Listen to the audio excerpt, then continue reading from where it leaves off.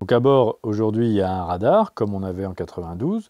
Il a un peu évolué, mais pas énormément. Donc il sert à détecter des bateaux, des icebergs, assez gros, parce que les growlers, ils ne les détectaient pas. Et en plus, on a à bord cette année, ça demande encore de la mise au point bien sûr, mais c'est le système Oscar, qui est une caméra en tête de mât, qui tourne, qui peut balayer un certain angle devant le bateau pour détecter des choses que le radar ne voit pas. Aujourd'hui, l'aérien, donc ce qui donne l'information de la direction et de la force du vent, qui est en tête de mât.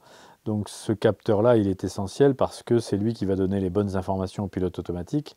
Mais comme nous, à l'époque, on ne se servait pas de ça pour le pilote automatique, de perdre un aérien, ce n'était pas très gênant.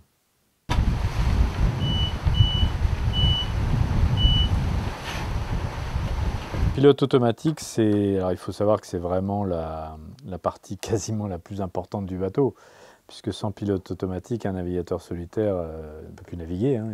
Nous, en 92, ça travaillait uniquement avec un cap compas, c'est-à-dire qu'on lui donnait un ordre sur un cap compas, et puis suivait ce cap, plus ou moins bien, mais bon, il essayait de suivre ce cap, avec des problèmes de variation magnétique suivant l'endroit du globe où on se trouve. Et c'est vrai que quand on fait le tour du monde, notamment proche de l'Antarctique, il y a des endroits où il y a des variations qui sont très importantes, ce qui trouble beaucoup le pilote. Donc il fallait qu'on fasse attention à ça. Alors que maintenant, on a des centrales inertielles qui ne tiennent pas compte de ça. Et surtout, les pilotes sont beaucoup plus intelligents. Donc on a aujourd'hui un pilote qui barre mieux qu'un homme quasiment, parce qu'il prend en compte tous les paramètres d'accélération, décélération, angle de gîte, inertie, etc. Ce qui lui permet d'anticiper les mouvements de barre, de ne pas être en retard comme étaient souvent les pilotes avant, parce que le temps que l'information arrive, voilà, le pilote il réagissait un peu en retard. Le barreur avait quand même sa place à bord pour gagner des milles.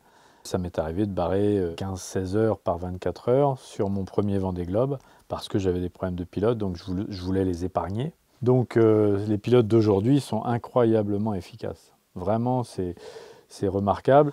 Parce que toi, tu peux barrer aussi bien que le pilote pendant un quart d'heure, parce que ta concentration, machin, une demi-heure. Mais au bout d'une demi-heure, tu vas commencer à te dire, tiens, voilà. Alors que le pilote, lui, il n'a pas d'état d'âme.